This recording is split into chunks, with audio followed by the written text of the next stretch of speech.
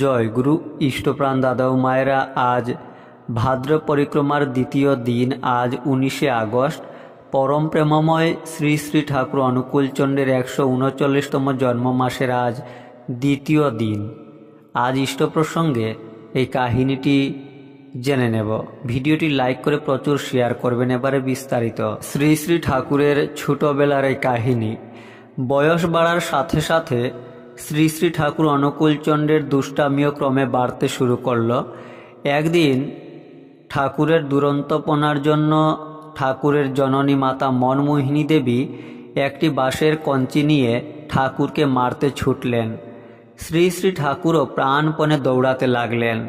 কিছুক্ষণ পর হঠাৎ পিছনে ফিরে শ্রী শ্রী ঠাকুর অনুকূলচন্দ্র দেখতে পেলেন যে তাঁর মা অর্থাৎ ঠাকুরের জননী সমানে ঘামছেন আর হাঁফাচ্ছেন। মার চোখ মুখ লাল হয়ে গেছে। মায়ের এই অবস্থা দেখে শ্রী শ্রী ঠাকুরের ভীষণ কষ্ট হলো। আর যাতে মার কষ্ট না হয় সেজন্যে মার কাছে অবশেষে নিজেকে ধরা দিলেন শ্রী শ্রী ঠাকুর। মার কষ্ট যে তিনি কিছুতেই সহ্য করতে পারেন না। আরেক দিনের ঘটনা। সেদিন বালক অনুকূলচন্দ্রের স্কুলে যেতে কোনো কারণে দেরি হয়ে যায়। ওই দিনেই ছিল শ্রী শ্রী ঠাকুরের অঙ্ক পরীক্ষা। ঠাকুরের জননী মনমোহিনী দেবী একটু রেগে শ্রী শ্রী ঠাকুরকে বলে ফেললেন, তুই এত দেরি করে স্কুলে যাচ্ছিস, দেখবি তুই আজ একটাও অঙ্ক করতে পারবি না। মায়ের কথায় মন ভার হয়ে গেল ঠাকুরের।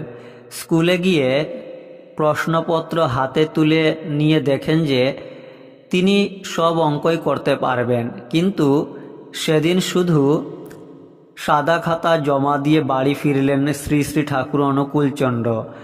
সাদা খাতা জমা দেওয়ার সময় মাস্টারমশাই তার কারণ জানতে চাওয়ায় শ্রী শ্রী ঠাকুর বললেন, মাস্টারমশাই, মা বলেছেন যে আমি একটা অঙ্ক করতে পারবো না।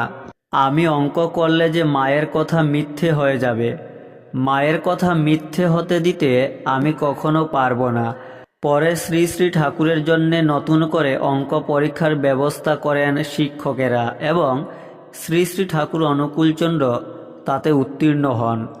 একসময় পরিবারের আর্থিক অনটনে মায়ের কষ্ট দেখে শ্রী শ্রী ঠাকুর অনুকূলচন্দ্র মা মনমোহিনী দেবীকে বলেছিলেন, মা তুই ভয় করিস না, তুই মুড়ি ভাজবি আর আমি বিক্রি করব, দেখিস তখন তোর কত টাকা হবে। শ্রী শ্রী ঠাকুর অনুকূলচন্দ্র আরও বলতেন, মা ছাড়া আমি অচল, কেবল ফাঁক খুঁজতাম কেমন করে মাকে খুশি করব। নিজের জীবনে শ্রী শ্রী ঠাকুর মাকে এতটা ভালোবাসতেন বলেই পরবর্তীকালে তিনি বলতে পেরেছিলেন, মাতৃভক্তি অটুট যত, সেই ছেলেই হয় কৃতি তত। শেয়ার করবেন ভিডিওটি। জয় গুরু।